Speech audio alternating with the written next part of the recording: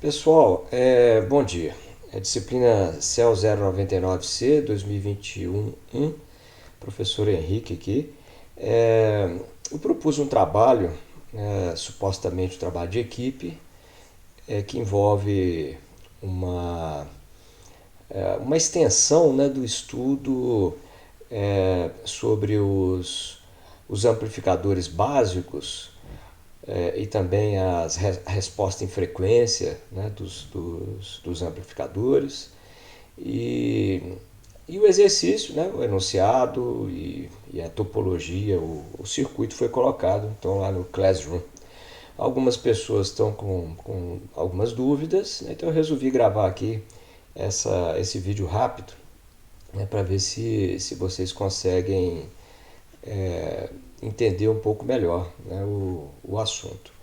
Então, veja, eu coloquei aqui, usando já o LT Spice, o circuito, né, conforme sugerido lá. Né? E veja que o circuito, usando os elementos do LT Spice, emprega alguns símbolos de componentes que provavelmente você já conhece, como o resistor, o capacitor, né?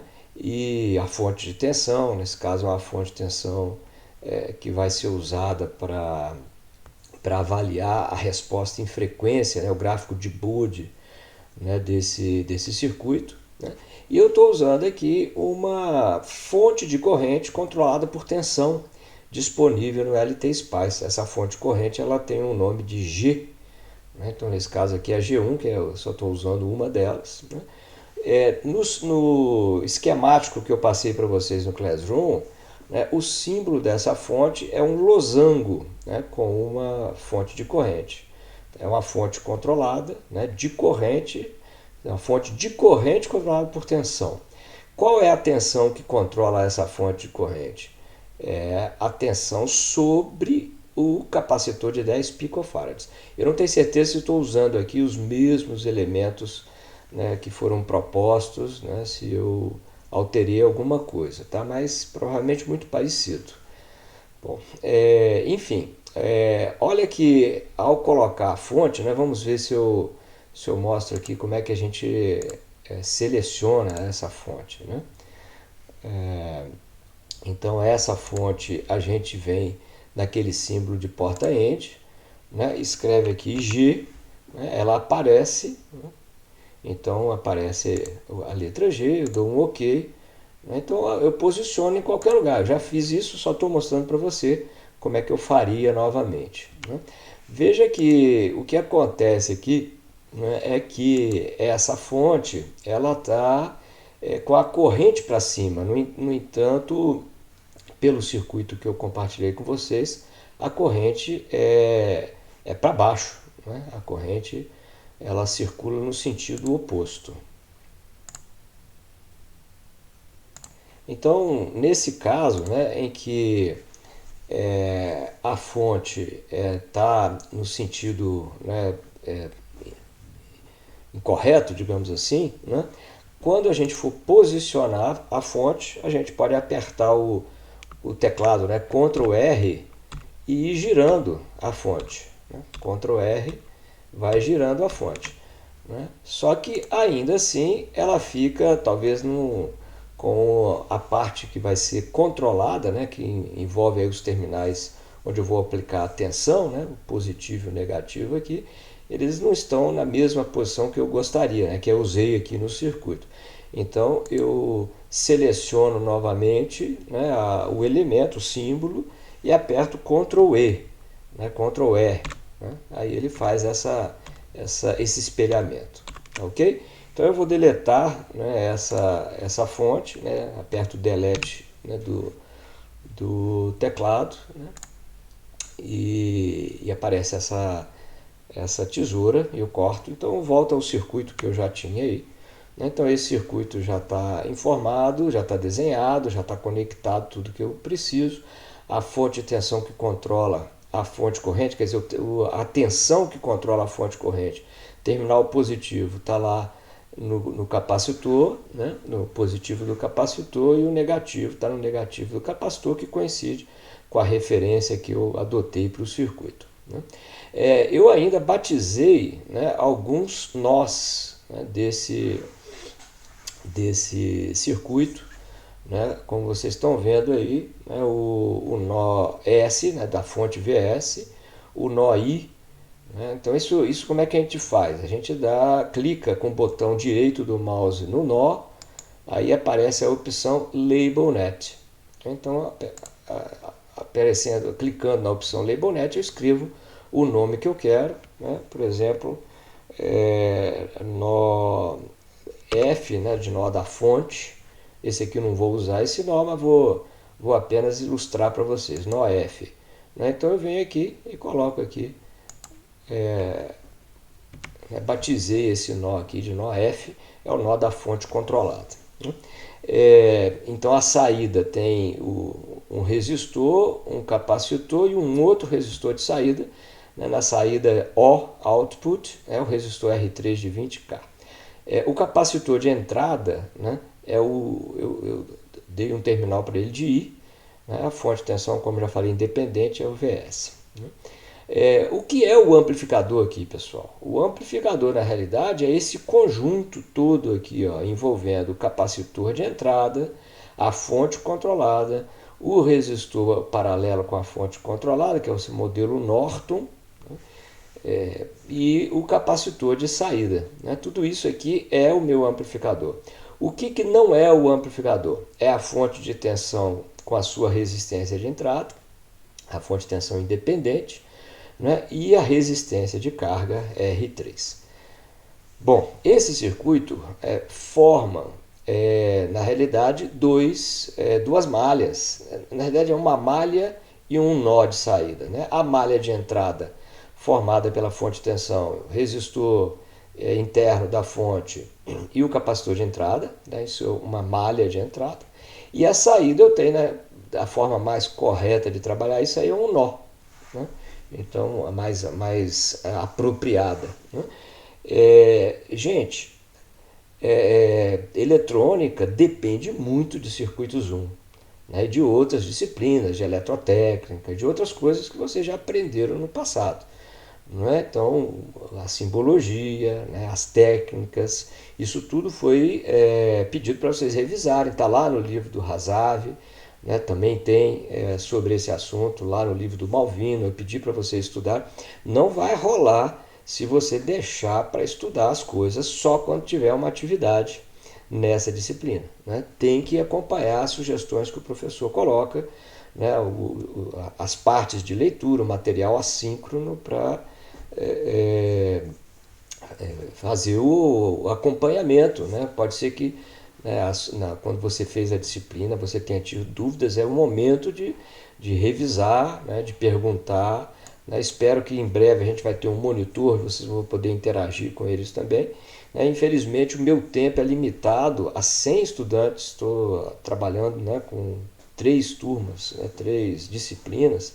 Nem sempre eu posso responder de imediato vocês, tá? Mas tento fazer.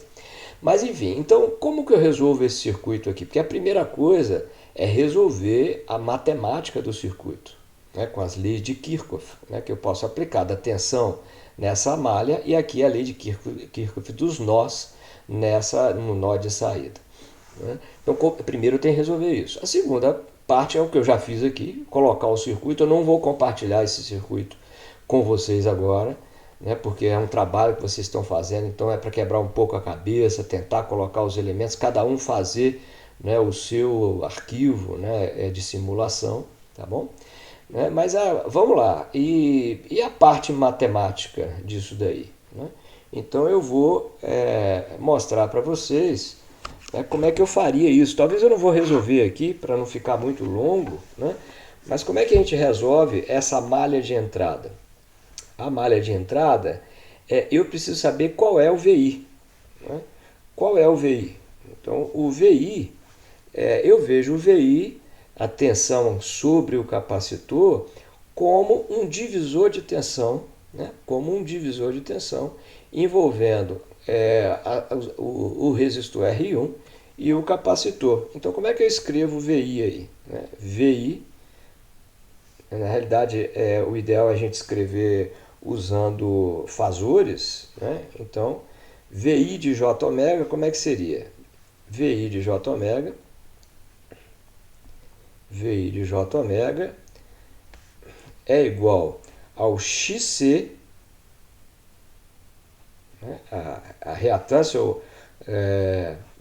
a reatância capacitiva, né? Que é um fasor, né? XC, né? Vezes a tensão VS, né? De J ômega, dividido, né? Pelo somatório, né? do divisor de tensão que nós temos aí, que é o R1, né? Mais o XC. O que é o XC? Isso também você aprende lá em circuitos 1, né? A parte fasores, números complexos. É igual a 1 sobre J ômega C. No caso é C1, né, gente? No caso é C1 porque nós temos dois capacitores. Então eu vou chamar isso de X C1 e X C1 aqui também. Bom, eu não vou desenvolver isso. Isso é uma matemática, né, que agora você vai conseguir dividir, né, o VI por VS de J ômega e fazer a matemática de fasor aí. Beleza?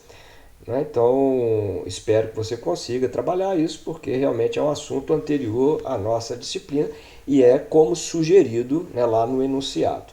Bom, a segunda parte, né, que é o nó. Então, isso aqui, gente, ó, é a LKT.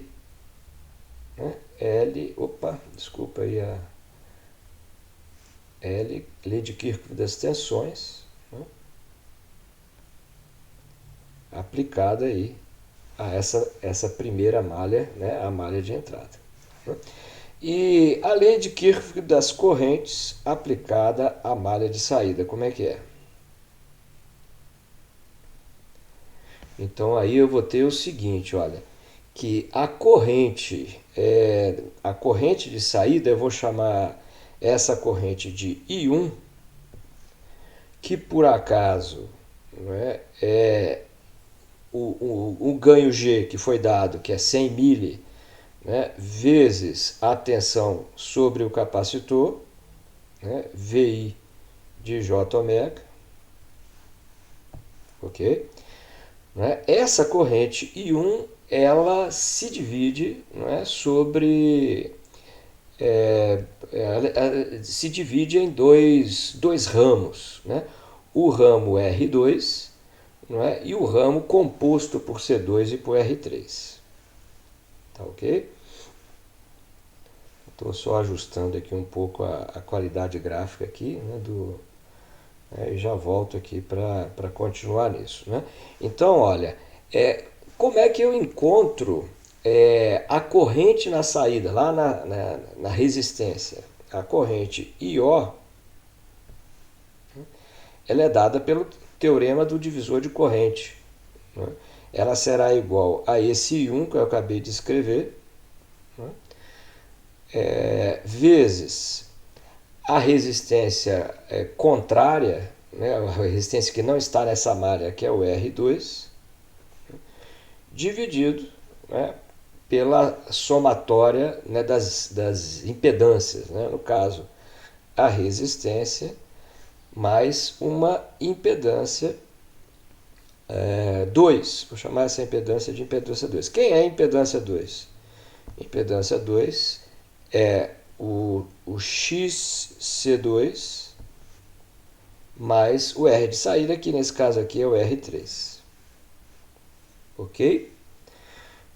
Então, eu preciso, obviamente, substituir, né, e claro, né, o XC2,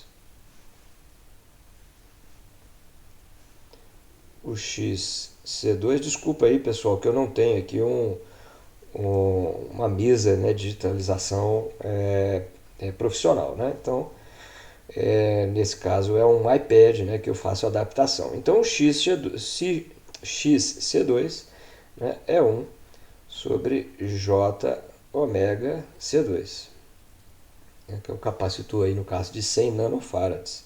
Né? Então, por fim, a gente tem aqui a Z2 a impedância Z2, dada por 1 sobre J ômega C2, né, mais o R3. Como é que você vai trabalhar isso? Com fasores, não é? E aí, uma vez resolvido esse Z2, você vai substituir na equação de I0, não é? E aí vai poder ter, por exemplo, I0 por I1, por exemplo. Não é? Mas veja que I1 é função, né? I1 é função da tensão VI. I1 é tensão da função VI, porque é uma fonte controlada. Né?